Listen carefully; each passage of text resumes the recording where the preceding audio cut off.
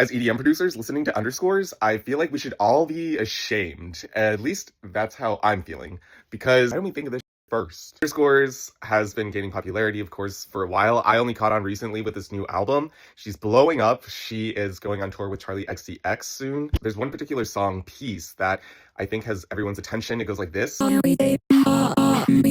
that very distinctive beat where it's like, and the whole time I'm listening to it, I'm thinking to myself, okay, yeah, this is a brilliant song and I'm loving it.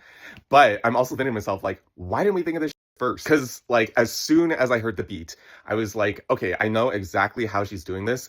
And the effect is not that difficult. So let me break down how she does that. Basically, she's saying this phrase, baby, we should talk. And then that gets sliced into a vocal chop like, and then that gets put into a harmonizer plugin, or what she's using is called Auto Tuner, I think in Ableton. What the harmonizer does, and you know how you can change the pitch of samples with a computer, taking the notes that you're playing, and then it's assigning it to the sample. So there's lots of lines going. So sometimes they're playing chords, sometimes it's just one note. And then as the song progresses, she adds more and more layers.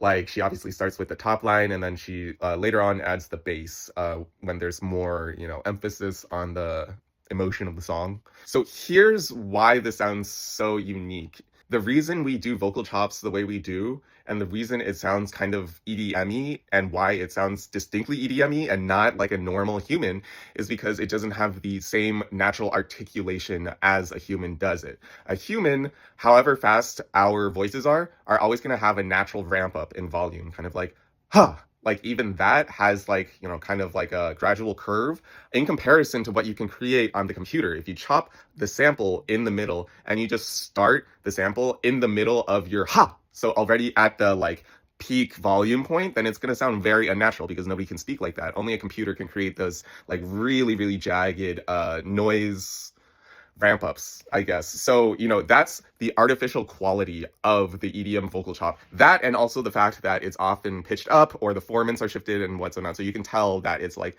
oh, a machine is doing this. That's why it sounds fun and like not like a human, but also kind of like a human. It's like its own little modified Alvin the Chipmunks kind of thing.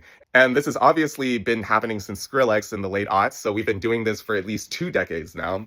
It's like, Odessa or whatever, like da na na na da da na na na da da na na na da. Those are all vocal chops, right? Up until now with like Fret Again, those are all vocal chops. But the interesting thing is I've never heard it done like it is on Peace Underscores because of the harmonizer.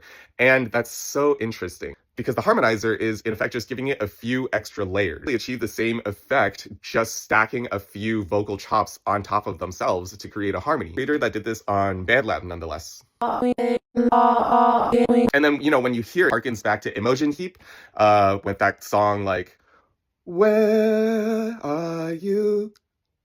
What the hell is begun? Okay, well, that's not the right lyrics at all.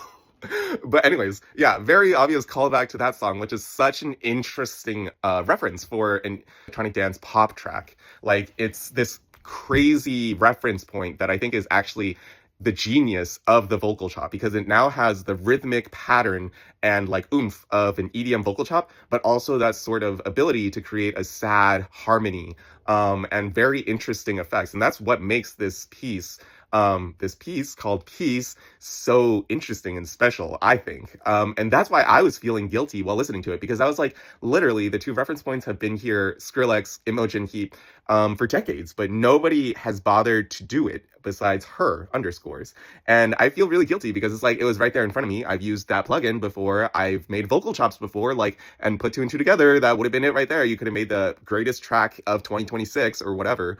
And yeah, I'm just feeling guilty. And you know what? I'm sorry. I kind of take back what I said before about all EDM producers should feel guilty, because I don't like to ascribe feelings to other people and what they should feel. But I'm feeling guilty because, goddamn, it wasn't that hard. I did it in a speed run within like 30 minutes. It's like, I could have done it. I should have done it. And that's the lesson that, what I'm trying to take away with this, besides all this anger at myself, which I know I need to get therapized on, is that I need to expand my references, re-listen to some stuff that is not EDM to get more creative, more references, more creativity, expand your horizons. That's what I'm telling myself. You can take that or not. Anyways,